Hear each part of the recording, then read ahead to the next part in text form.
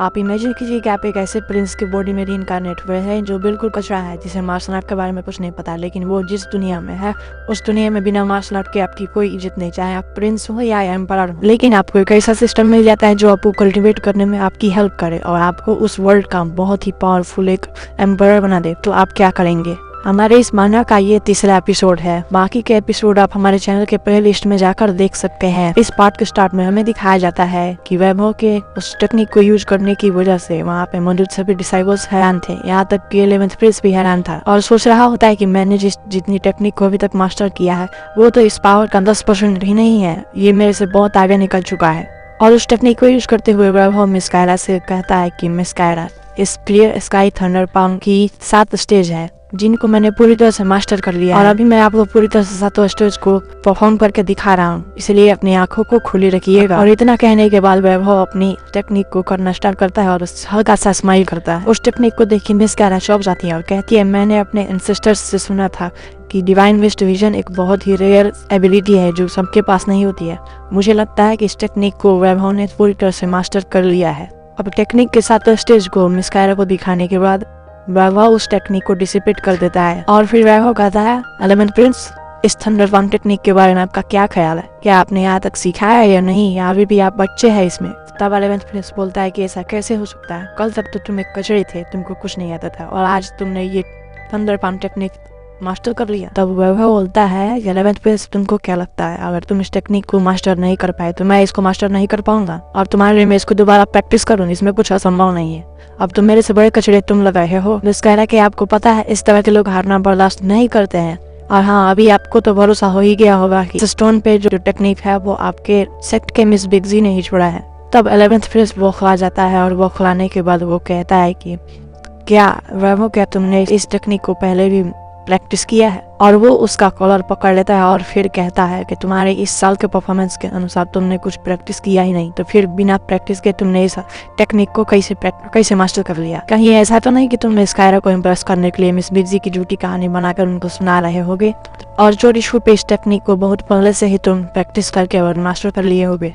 तब वो प्रिंस का हाथ झटकते हुए कहता है कि तुम्हें मेरा कॉलर पकड़ने की कोई जरूरत नहीं, अगर तुमको फिर भी शक है तो मैं तुमको एक और चीज दिखाता हूँ। और इतना कहने के बाद वैभव फिर से उसी टेक्निक को उपयोग करने लगता है। उसी टेक्निक को यूज करके वहाँ पे जो स्टोन मौजूद था जिसपे वो टेक्निक लिखी थी उसको तोड़ देता है और वहाँ से वो एंसेंट टेक्निक जो यूनिवर्स से गायब हुई थी वो बाहर निकलता है। उस टेक्निक को वहाँ से निकलता देखकर मिस कायरा हैरान हो जाती है और कहती है, ये तो जोंगयान सूत्र है जो सेप्ट से कई हजार साल पहले गायब हुए थे। लेकिन उस सूत्र को देखने के बाद उनके साथ आई हुई जो लेडी थी वो भी बहुत हैरान थी और फिर वैभव अपनी स्पिरिचुअल पावर्स की मदद से उस टेक्निक को वहाँ से उठाकर मिस कायरा को उनके हाथ में दे देता। बताइए, आपकी अमानत है, आप ही संभालो और आप कंफर्म करो कि ये सच है या झूठ। तब मिस कायरा कहती है कि हाँ, ये बात सच है कि हमारे पास 5 सुप्रीम टेक्निक हुआ करते थे जिनकी मदद से, जिनकी वजह से हम उस समय के टॉप सेट्स में से एक हुआ करते थे।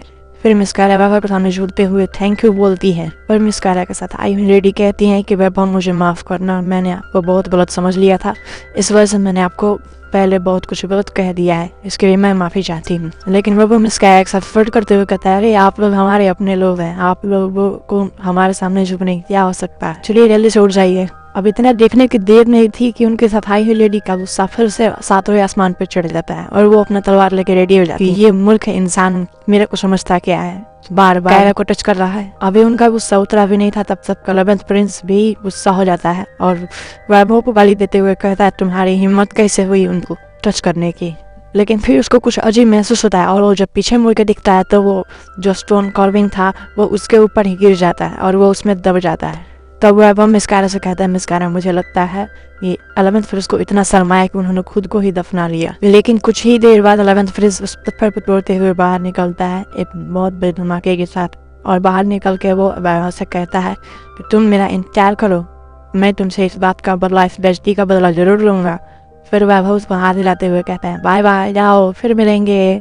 11th प्रिंस के जाने के बाद वैभव मिस कायरा से कहता है, मिस कायरा, आपको क्या लगता है, आपको मेरे साथ मेरे घर चल के थोड़ी कॉफी चाय पीनी चाहिए या नहीं? अब इतना ही सुनने की देरी थी कि मिस कायरा के साथ आई लेडी मिस कायरा को झटक से हाथ पकड़ती है और अपने बाजू में टांग लेती है और बोलती है, इसकी कोई जरूरत नहीं है, हम इनको लेके अपने सेक्ट को वापस जा रहे हैं। अभी वह का सिस्टम उसको बताता है कि तुम्हारे लिए एक नया नोटिफिकेशन जारी किया गया है, एक नया मिशन तुमको दिया गया है जिसमें तुम्हें डोंगयू ग्रैंड सेरेमनी में जाना है। लेकिन वैभव को इस बारे में पता नहीं होता है, इसलिए वो सोचता है कि मुझे लगता है किसी से इस बारे में जानकारी लेनी होगी, और इतना सोचने के बाद वो वहाँ से उड़ जाता है। अरे नहीं, वो उड़ने ही वो जंप करते हुए जाता है, क्योंकि वो अपनी बॉडी रिएलन के 4th स्टेज पे है, जिसकी वजह से उसकी एजिलिटी बढ़ गई है, तो वो जंप करके एक लंबी दूरी को एक साथ में तय कर सकता है। और वो जाते हुए रास्ते में ये सोचता है कि हालांकि मेरे पास एक सुप्रीम डेंटियन है जो मेरी स्पिरिचुअल एनर्जी को कभी खत्म नहीं होने देगा, लेकिन फिर भी मुझे अपने कल्टीवेशन पे ध्यान देना होगा। और इन सभी बातों को सोचते हुए वो एक जगह पहुंचता है, जिस जगह का नाम एनहुआ माउंटेन गेट था। वैभव वहाँ मस्ती से चलता हुआ जा रहा था, और लेकिन फिर उसे महसूस हुआ कि झाड़ियों में कोई छिपा हुआ है, लेकिन वो उसको इग्नोर करते हुए आगे बढ़ा और वो कूद के एनहुआ गेट में जाने का कोशिश किया। ऐसा करते ही झाड़ियों में छिपा हुआ इंसान बाहर आया और वैभव का पैर पकड़ लिया, लेकिन वैभव को इसका अंदाजा बहुत पहले से ही था, इसीलिए वैभव उसके पैर पकड़ते ही वैभव ने उसको एक पंच दे मारा और जमीन में उसके दबा के उसके ऊपर बैठ गया। और फिर वैभव कहता है, तुम्हारा दिमाग हाथ चढ़ने गया है क्या? तुमको पता है ना कि राजकुमार के ऊपर अटैक करने की हिम्मत करने वालों के साथ क्या सजा दी जाती है? तब वो बंदा कहता है, अरे बॉस, मैं आपका नौकर नहीं थी। तब वैभव, अच्छा तुम वही डॉगी हो जो गेट के ऑनर का फ्रेंड है, लेकिन तुम करना क्या चाहते हो? क्या तुम डॉग डेमन की तरह मरना चाहते हो? अगर तुमको मैं डॉगी मानता हूँ तो ऐसा कर वैभव अपनी पावर को शो करता है। और फिर वैभव सोचता है कि मैं जिस बॉडी में रीइंकारनेट हुआ हूँ, इस बॉडी के यादों के अनुसार यह बहुत ही बुरा इंसान है जो इस गेट के ओनर का दोस्त है। तभी वो नौकर कहता है, मैं तुम्ही को ढूंढ रहा था। तो वैभव ऐसा सुन के फिर बोलता है कि तुम मुझे क्यों ढूंढ रहे थे, और फिर से वो अपना पावर शो करने लगता है, जिससे वो ओनर का दोस्त है वो डर जाता है, और वो कुछ कर पाता उससे पहले ही वैभव उसको एक खींच के चाटा मार देता है। आखिर क्यों वो बुरा इंसान वो चापलूस वैभव को बुलाने के लिए आया था, उसको क्यों ढूंढ रहा था, ये हम अगले पार्ट में जानेंगे। तब तक बने रहिए हमारे साथ हमारे चैनल पे।